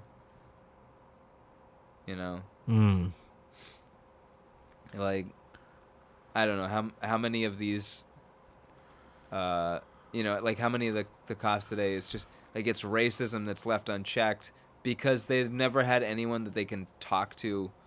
They've always, like, the only people that they have to talk to, they feel like they have to, like, make, mean-spirited jokes around, and drink alcohol and maintain a certain, like, persona but they can't talk about, like, they saw a kid die of a fentanyl overdose or something, and they can't talk about how it absolutely broke them inside and reminded them of, like, their little brother or something, you know what I mean? Because that makes you less of a man to do, you know what I mean? Yeah. Like I'm just making up situations, but all of these could be real, and because he has nobody to talk to. I mean, he has his wife to talk to, and she keeps insisting that he talk to her, and when she vomits after he recounts all of those stories, she vomits, and he's like, see, you're not listening, and it's like, no, she is. You could have, like, if you treated conversation like a flowing hose, like you could have kept talking to her throughout your whole marriage, but instead you let it all build up and explode at once. So of course she's going to react in like a horrifying way by fucking vomiting, Like if you maybe came home with one of these stories at a time, might be a little more manageable, and right. But this is a film about toxic masculinity. That's what this story is about. Yeah, I think it truly is. Yeah. Shit, man. And my final note is that I feel like Breaking Bad and Better Call Saul drew a lot from this film. Interesting. We just talked last week about Better Call Saul took from Great Train Robbery. Which is funny because both of those series, and there's a train robbery in Breaking Bad. Yeah. But both of those series draw on both of these elements, like the most fucked up aspects of human personality mixed with some of the funniest dark humor you've ever seen. Yeah. Like when Walt and Jesse like tie up a security guard he's in a porta potty, and they tie up the porta potty and are like awkwardly carrying a barrel out, and the whole time you're staring at the screen like, roll it, and then later on Hank is watching the security video and he's like, it's a barrel, roll it.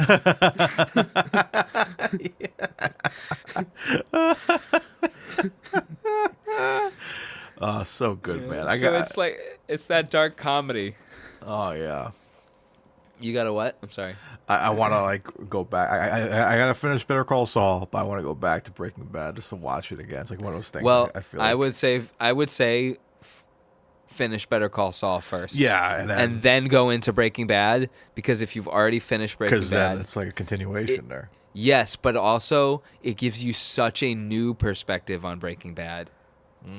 It's not so much as like a part 1, part 2 thing. It's more of like, oh, I understand both stories more deeply now. You know? Yeah. When you realize, like, when you finish Better Call Saul, when you realize what Jimmy McGill has been through as a person, and then you see his interactions with Walt and Jesse in Breaking Bad, you, like, it's in the back of your head. You're like, oh, this happened in this guy's past. So a line of dialogue now has a completely new, you know, circumstance. Yeah. So, anyway. Good stuff, man. Good stuff. Sorry, those are my 2 favorite TV shows. Heck yeah. Okay, yeah, I'm out of notes. What do you got? You got anything else? I am fresh out of notes. So I think, is it that time already? Let's do a little bit of trivia here. The movie took a month to film. Okay. But only cost $1 million, but it took, $900,000, excuse me. But it took 9 years to make a profit. Really? Yeah, because it just wasn't released in many countries, including France, which is a major market, apparently. Connery said he liked making this film way more than Diamonds Are Forever. Aw. The third of 5 Sidney Lumet and Connery films. Howard Gorney, also from The Hill. Who does he play in The Offence? What's his name? Howard Gorney. Plays Lambert. And he plays Walters in The Hill. There's no pictures of him, of course. No. But anyway, so he's got 2 other actors from The Hill with him. Yeah, that's nothing major story-wise in this. Any good goofs? No goofs. Okay, well, the one goof. During the enhanced interrogation of Baxter, his tie goes from neatly done and knotted to way down on his chest. Now, I have something interesting here, just based off this one quote. Okay. So, during the enhanced interrogation of Baxter. Okay. When I was a kid, I lived on Baxter Street. Now, I remember Baxter Street. I went to an arts high school. I only found out about this arts high school because my brother got a role in a play in the theater next to the arts high school. This play was called Enhanced Interrogation Techniques. Ooh. And he played a child whose parents were being tortured in another room. Damn. Yeah. Jeez. Yeah. What a role. And yeah, it was like an agent came in and spoke with him. And yeah, it was a good play. Wow. Yeah. Anyway, so yeah, I think that wraps it up for me. How about you? I think it wraps up for me too. I have some closing thoughts and our scores, of course. So I think we should get into that. Let's do it. Do the SH rating. Yeah, I'll do the essay. Of course, I'll do my little intro here. As you guys know, we're done with our conversation of the Connery film. We like to get into our final scores, and we score if the SHs, the sexy rating, the film itself, and the man himself, and we also put the score of the score as well. So I guess we can start going through this. We'll start with the SHing. Dylan, what is your score for if Connery's SH'd at all in this movie? I give it a 2. It's not very strong. Yeah, It's nothing prominent. I skipped back through the film after finishing it to double check, and nothing rang super to me, Yeah, I think I'll agree with you. I'll give I'll probably stick with a 2 as well, because like I said before, it's a very different Connery tone. In some cases, it's like a little deeper. It's a little different delivery in some lines. So yeah, I think I'll stick with a 2 as well. Okay, for an average of 2 on the SH rating. Yes. Now we move over to our sexy rating. Ugh. Mario, what are you giving this film on the sexy rating? 0. Same. 0. I'm right there with you, brother. This is nothing this film is sexy a about 0 this. out of 10. Nothing Nothing sexy at all. Even the cars aren't sexy in this movie. Just ugly shaped cars. you And know? no matter how physically attractive Connery is, nothing is redeeming about his character to make him sexy. Yeah. You know what I mean? Like, if he was a good human, then he'd be sexy. But he's not sexy when you find out that he has urges for pedophilia. Yeah. Oh, boy. Did you see this coming, Mario? I kind of did and didn't want to, because like that scene of him first finding the girl, I kind of got like a weird feeling of like, what's going on there? Like something is odd there. And then like there's that scene of like, I don't want to get the details with it, but like when they go back to the girl and then they cut to his face, and his face looks fucking creepy, dude. Like the man who like we find sexy in about like 90% of his films, he looks like I don't know this guy. He's envisioning having his way with a child. Yeah, it's like I don't. Ugh, it was so weird. So like I had that, like, because I wonder if it was like, I was like, this is gonna be like a whole like role switch. Like I thought, like in my head canon, I was like, oh man, maybe Baxter's character is the cop and Connery is the offender. You know what I mean? Like some kind of like crazy. I'm glad switch it wasn't like that. But I'm glad it wasn't that, like, like Yeah. Joker, how his girlfriend wasn't real or something. Yeah, so they like swap it out, but like I was like, because like you're like where is this gonna go? And I had that feeling of like, oh yeah, is like Connery the offender here, and kind of is in a way, but yeah, Well, it was so wild. he's being violent to people around him, but so far as we know, he has not committed any acts yet. And I mean, he's murdered a man by beating him to death, but he has not committed the things that he's like. He's having fantasies of murder and rape, but he has not done these things. But he's beat Baxter to death now. He is a murderer. Did you find that necessary in the story? For him to beat him to death? No, for him to like have these thoughts. Because it's like Necessary? No, but it makes sense as a character. Like, Yeah. If you've been chasing down these horrible fucking pedophiles and murderers your whole life, you're probably gonna start thinking the way they do. Like, isn't that like? Have you seen Red Dragon? No. Or Manhunter? They're based off the book Red Dragon. Same thing. Will Graham, or the show Hannibal. Excuse me. Will Graham is he tracks down these awful people, but he has to think like them, and it fucks his brain up. Yeah. So, you spend enough time thinking like these horrible people think, you might start. Yeah. So it's I think it was necessary to make this story as compelling as it was. Now the question. Okay, so like he is clearly conscious enough to ask for help. Like he's begging Baxter, like, please help me. Like he doesn't want to be like this. And he recognizes that it's wrong. But the real question is Baxter guilty? Was Baxter, he says he was just at the pictures. Was he at the movies? Did he get a little drunk? Did he get beat up on his way home? Did he get mugged? Was he drunk and he fell? There's so many.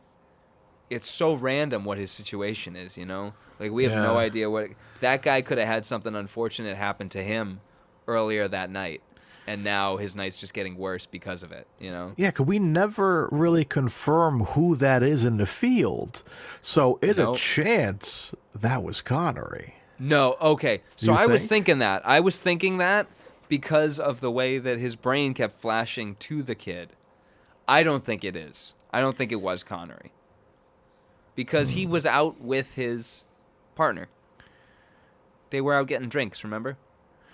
That's true. Like, and the guy, but is that a weird like time jump? Who knows? Because it would make sense because he sees her walking off alone. You know, that was a thought that went through my head. I'm like, is that the twist? Because we never go back and see who it is. He gets into that car with those two other guys. Right? Yeah, that's true. So, yeah. Yeah. Because they're trying to catch that guy. Yeah. But I think I have a feeling I think it is kind of like confirming it was Baxter, because Baxter was like... I don't think it was Baxter. But he even says, like, you know, you think the same way I do, and, you know, whatever. So I think that's him kind of admitting, yeah, I did it, but you think the same thing, you know? I think that's the payoff there, is like... how we find out that it's him. It's like, yeah, it's like, sure, I did it. I'm crazy. But, you know, I think you think the same way. And that's the whole psychological thing at the end.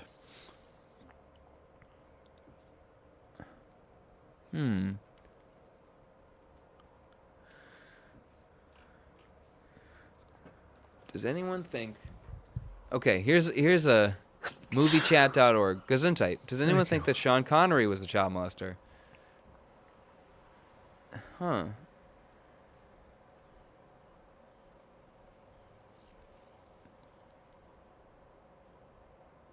So it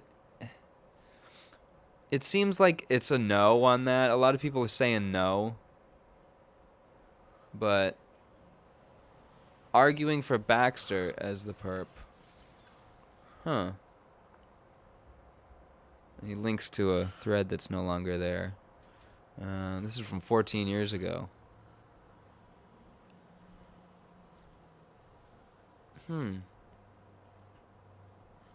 If Johnson had been the perpetrator, the girl would have told someone the moment he wasn't around anymore.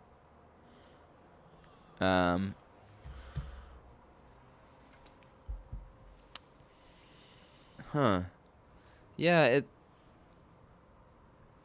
you got me thinking, but I don't think Connery. I don't think Johnson was. It would have been a heavy twist. Yeah. I think it's a twist enough to find out that he wants to do these things. Like, they're in his head. You know what I mean? Yeah. That's a worse twist, I think. Like, I suppose. I mean, a worse twist would have been to find out that he would have been a pedophile. But I'm saying, like, I think it was more effective to just... It would... Yeah, I think it would have been too much of a twist to be like, yeah, well, he was the pedophile all along. No, that wouldn't have worked for me. I think it works better when you don't know. You just know that this dude has some fucked up thoughts in his head that he desperately wants to get out of his head. And not knowing whether Baxter is guilty or not. He could have just been an innocent dude on his way home, you know? Yeah. And he got into an accident. He fell, bumped his head. You don't know. Yeah, I just personally feel I think the payoff would have been enough that it just ends up being that, like, yes, all the continued trauma of, you know, being a police officer that sees all this is like enough to be like, okay, I'm gonna crack, and I beat this guy so badly that he dies in the hospital, and like that's like a payoff right there. But I just felt like the extra like little inkling of like, oh yeah, he, not that he did the act, but he's thinking about the act, just feels a little unnecessary to me. It's like an extra detail that we probably didn't need to end the story. I understand that it does like add to the conclusion of this film, but I just feel like it's kind of like it's like if you watch the what's an example of, I can't even think of like a good example, but like it's just an extra detail that I feel like we don't need. It's like ending. Well, Like if I may, Go sorry, for it. go ahead. No, go ahead. It's like ending James Bond. It's like ending No Time to Die with, okay, Daniel Craig dies at the end. Spoilers for No Time to Die. But at the end, we still have to like reveal that, oh, by the way, he thought about killing anybody else. He thought about coming back to the island with the nanobots or whatever and killing Madeline and his daughter just to have them to himself. He's Yeah, like, well, like, he had I the want to hug them and I'll kill them just to hug them again. Like, yeah, he'll have the thought, but it's like, who cares What does it about matter? about the thought? It's like a here's what the- if thing. Who cares? Here's the difference. You know? I think it matters here. The difference being is that this guy, so he's been a cop for 20 years and he's tired. He's tired of these awful people. So the IMDb description goes bare minimum. A burnt-out British police detective finally snaps whilst interrogating a suspected child molester. Now, finally snaps makes it sound like he's been at it too long and he's just had it. And this guy represents all pedophiles. And he's just, you know what? If I beat this guy to death, then I win against all pedophiles kind of mentality. That's not what it's about. Because if it was just, I'm going to beat this guy up because he's a pedophile, then it would be too simple of a, like that. It wouldn't make any sense. He would have done it to everybody. You know what I mean? The reason he's beating this guy up is because he's at the very break. This dude is, Johnson has been at it for too long and he is breaking anyway. So it's timing. This moment of this guy's mental breakdown is happening at almost the exact same time that this very good manipulator in Baxter gets arrested at the wrong time. And as I said, we don't know what he did. He could have done nothing. He could have been at the movies and he tripped on his way out, you know? And he's been stumbling around because he whacked his head and he's out of it, you know? We have no idea. He could have blood on his clothes because fucking cut himself earlier. We don't know. Like, he could have walked by a slaughterhouse. We have no idea. Could be mud. You know, like we have no idea what the situation is with this guy. But because this dude is a very good manipulator and he's like, we established that this dude was bullied a lot as a kid, so as a result, he learned how to use his mind. He's really smart at like getting what he wants from people because of that. And that mindset is, Connery can see instantly. This guy, whether this guy is a pedophile or not, this guy can see into me instantly and knows what I am. He knows what I am. I can cover it from other people, but this guy knows that I have these thoughts in me, and everything I'm saying is giving away that I hate my life and that I'm having these thoughts. Yeah. And when Baxter ultimately says, like, no, go help yourself. Like, he shows him a level of Baxter shows Johnson a level of acceptance for a little bit, but the ultimate rejection and disgust, that's what pushes Connery over the edge. And he goes, you see my problem, you won't help me with it, and you're probably going to go tell all my, fellow policemen, what the situation is with me, and I'm, and everything just comes to a head. Yeah. And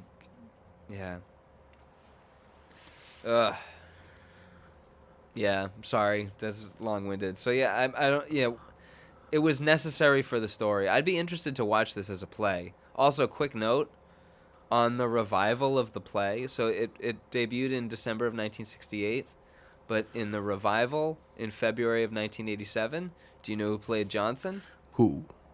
David Suchet, who is also famous for playing Hercule Poirot. Whoa! Oh, yeah. Connections. Indeed. All right, let's go back to our ratings. Yeah, Yeah. that's right. We're rating this movie, right? Yeah. So 0 on the sexy rating, obviously. 0 on the sexy. All right, what's next? A musical score. Nothing memorable for me. So if I give it like a 5. 5. Okay, I'm gonna give it a 7. I liked it. Okay. The as I said, a very Breaking Bad. The score reminded me a lot of the Breaking Bad score, where it's just kind of like frequencies that hum, but then Yeah. like light percussion, some piano work. It was really good. I liked it. I didn't listen to it through my surround sound, so I will say some of those frequencies really don't sound good coming out of a TV speaker, but. There was some interesting stuff to it. I also had a note on the score. The score was done by Harrison Britwhistle, an English composer of contemporary classical music best known for his operas, often based on mythological subjects, including, from 1991, Gawain. Whoa.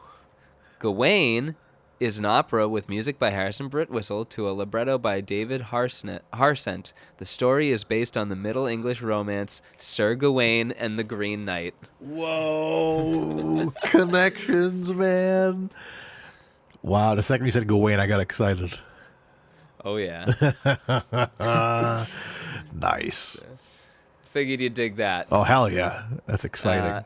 And it was his only musical. It was his only movie score. Really? Yeah. Wow. This was his only film score. Interesting. So, I liked it.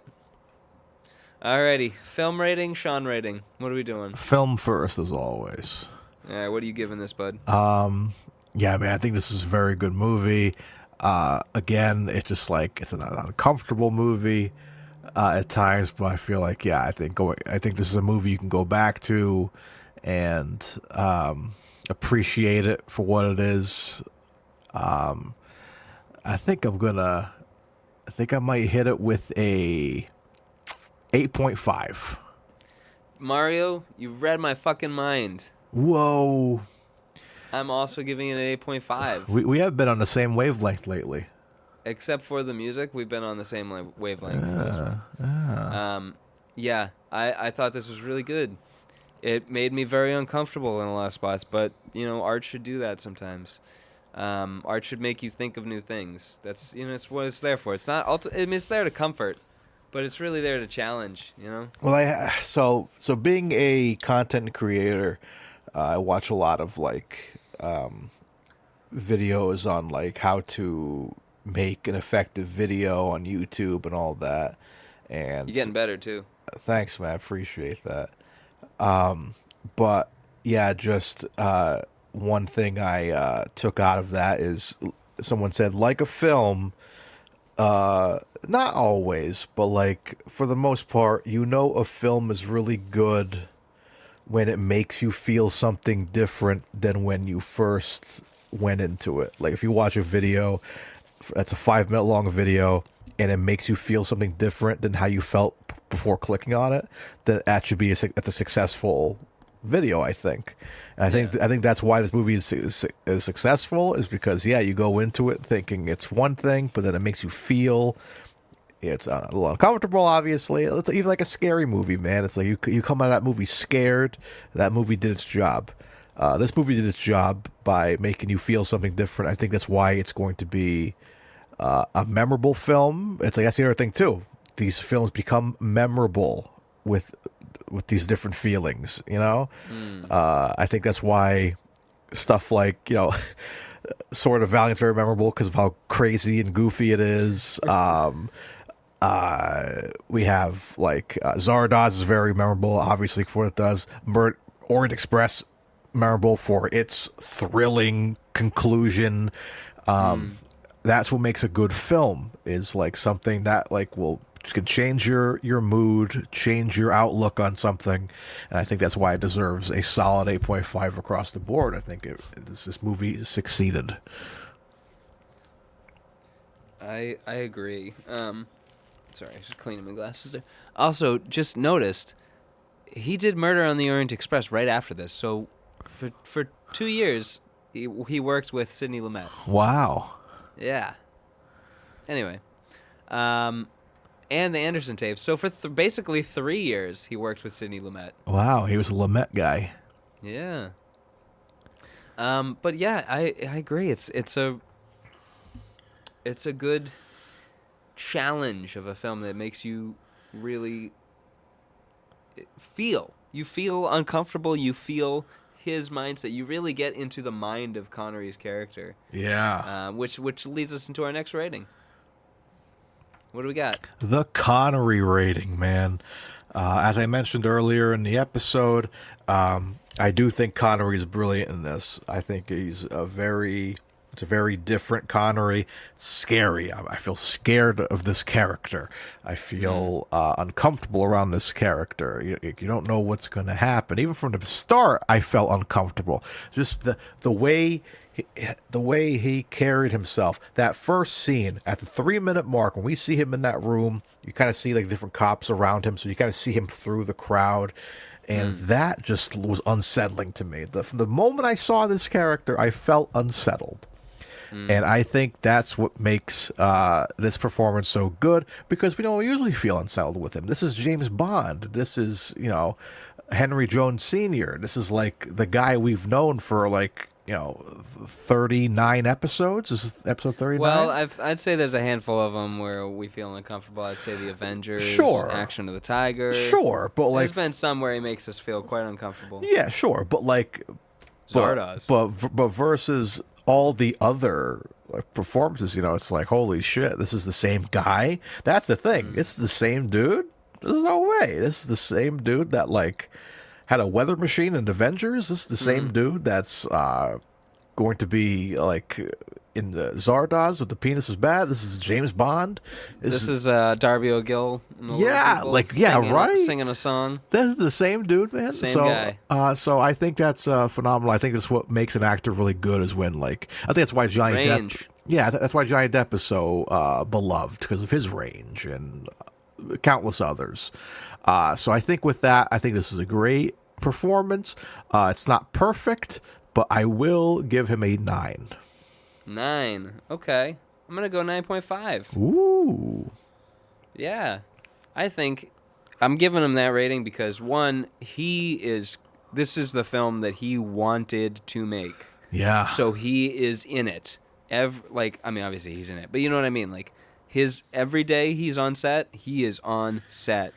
I guarantee if we watch Diamonds Are Forever next, we will see how much he does not give a fuck. Yeah, this movie he wants to be there. He wants to make the movie. Yeah. He is making it, He is passionate about getting this vision onto screen and telling this story and portraying a super flawed character as opposed to James Bond, who has no flaws and is not even a character really. You know what I mean? Yeah. What's James Bond's character? He just he's as he's got a character. Indestructible. He's a superhero. By this point, yes. By this point, that's what Diamonds Are Forever is. Yeah. It's a comedy Batman movie. You know what I mean? Yeah. It's like the '60s Batman. So, whereas From Russia with Love, I'm sure, he was passionate in that. We could see how wide-eyed and eager to be there he was. Absolutely. So, but now they're different movies entirely. We were watching You Only Live Twice. He fucking hated being there. Oh yeah. He's miserable through the whole thing, and you can tell. So, all right. But in this, right. Yeah, 9.5 from me. So let's go through our ratings one more time. I'll do the averages. Our average SH rating is 2. We both gave him a 2. Our sexy rating is, we both gave it a 0. Our musical score, you gave it a 5, I gave it a 7, which brings it to a 6. Our film rating, you gave it an 8.5, I gave it an 8.5. And our Sean rating, you gave him a 9, I gave him a 9.5 for an average of 9 1/4. 9.25. All I don't know what that right. was. So, Wow. that's pretty good. And real quick, Mario, I think after we finish this episode up and we do our Wheel of Curiosities. Am I still recording here? What is going on? Where's my damn mouse? There it is. Okay. I'm still recording. I don't know why I keep being paranoid that I'm not recording. Okay. But yeah, after we finish this episode here, we're going to move back to our Connery Curious score sheet, and we're going to fill in all the scores that we're missing from the past. Yeah, we kind of started the SH and sexy rating a little later on. Only the score rating just recently. Yeah, was Mama Jules the one that kind of launched the sexy rating? I forget who launched I think it. so. I think the Rock think so. episode was our first sexy rating, perhaps. I think it might have been. We'll find out when we get to the Yeah, next episode. we're gonna go back in. So yeah, guys, we got some fun bonus episodes coming your way. Like in podcast kayfabe, I'm gonna be away for a couple of weeks, so you're gonna get some fun content while I'm gone. It's gonna be it's like I never left. It's gonna be great. So with that being said, I think it's time. I believe this week, Dylan, it is your turn to spin What? Is it really? It's your turn, baby, to spin that beautiful Wheel of Curiosities over at wheelofnames.com, where we go and find out what film we are going to be covering next. Dylan is checking the situation right now, making sure we have no films that we have covered already in there, taking them off, and then we're going to do a hard shuffle of what we might be getting next. We usually talk about what we want. I'll start up the conversation. Things I don't want, obviously a documentary, but if we get it out of the way, that'd be lovely. Should we put real quick? Let's that thing you mentioned earlier. Macbeth. So it is only. Oh no! Well, not only. It's 80 minutes long. Yeah, that's an episode right there, baby. Yeah. Do we want to put it on there? Yeah, this is our first late edition we've had in a long time. Alrighty. Well, I will throw it onto the chart afterwards. All right. But yeah, I'll throw Macbeth on there. Now, this was a TV performance, a BBC TV broadcast, but I think it's worth talking about. Still, that's very exciting to see. It's Connery as Macbeth. That's insane. That's going to be a real fun performance to see. So yeah, I'm looking forward to that one. But yeah, so I think my big one I want to see is maybe a Bond, because we have some potential fun guests for Diamonds Are Forever, and I would like to see Darby O'Gill, because I'm really curious to see Connery in a Disney film. So I want to. No, go ahead. That's what. Yeah, that's what was my two. I want to see Marnie. Oh yes. Yeah, I want to see Marnie. I want Hunt for Red October. Haven't gotten a real young Connery in a long time. Yeah, that's why I kind of want Marnie. And I want Hitchcock. I want to watch a Hitchcock film. But we'll see what we get. We'll see what we get. So, shall I shuffle? Shuffle it about. Tell There me it when. is. When?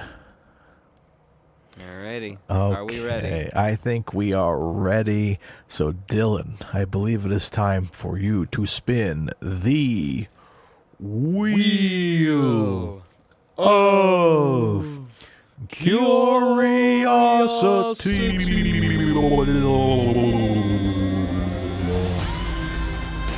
Not looking. Wrong is right. Wrong is right. Alrighty. What year is that? Wrong is right. It's from 1982. Oh, 80s? No, not 5 Days, One Summer. Wrong is right. Look at that poster. Released in the Whoa. UK as The Man with the Deadly Lens. Mario, I've got something to share with you real quick. Oh, man. Yeah, we had somebody reach out to us. Let me find it here. On our Instagram, we had somebody reach out to us. It was the Sean Connery fan account. Whoa. And he says, Andy writes, "Hi, guys. I'm working my way through your podcasts and thoroughly enjoying them. I'm just on the Sean Connery box sets episode. Good episode. My contribution, just for fun, is the Sean Connery Man box set. Man box. This would include the following movies with the League of Extraordinary Gentlemen as a bonus disc. 1.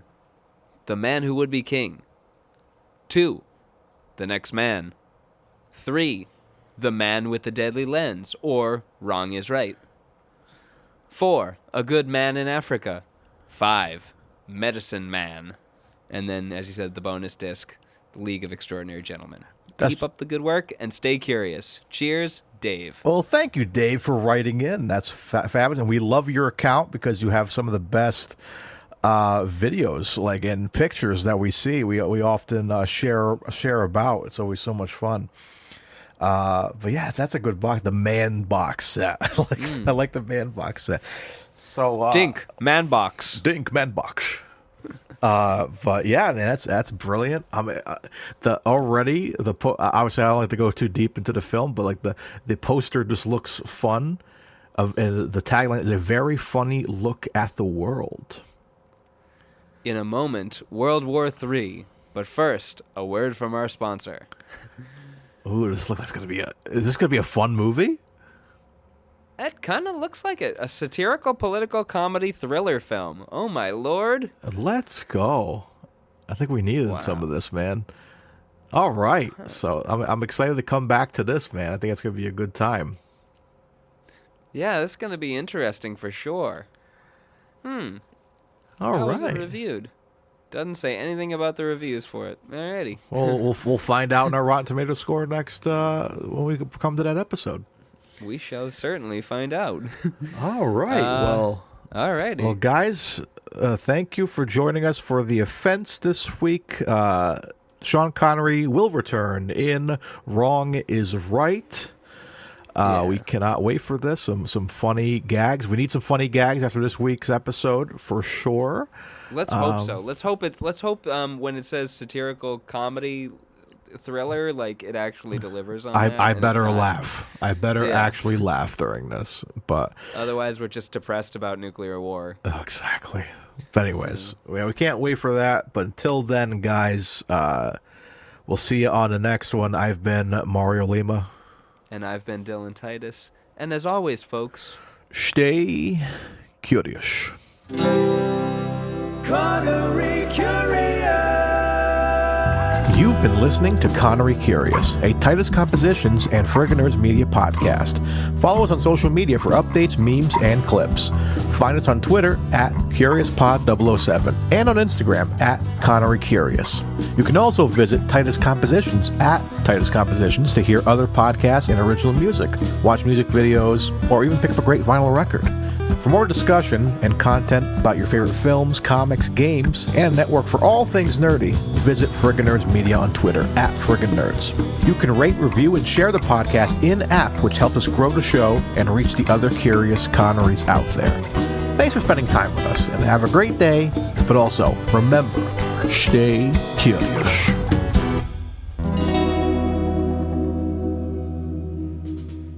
Was your father a big man?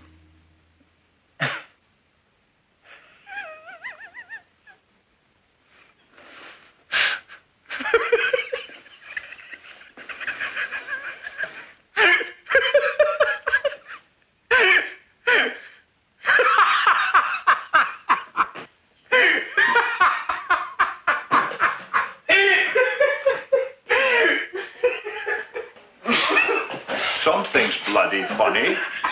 It's the first time I've seen you laugh tonight. What am I laughing at? You're pathetic!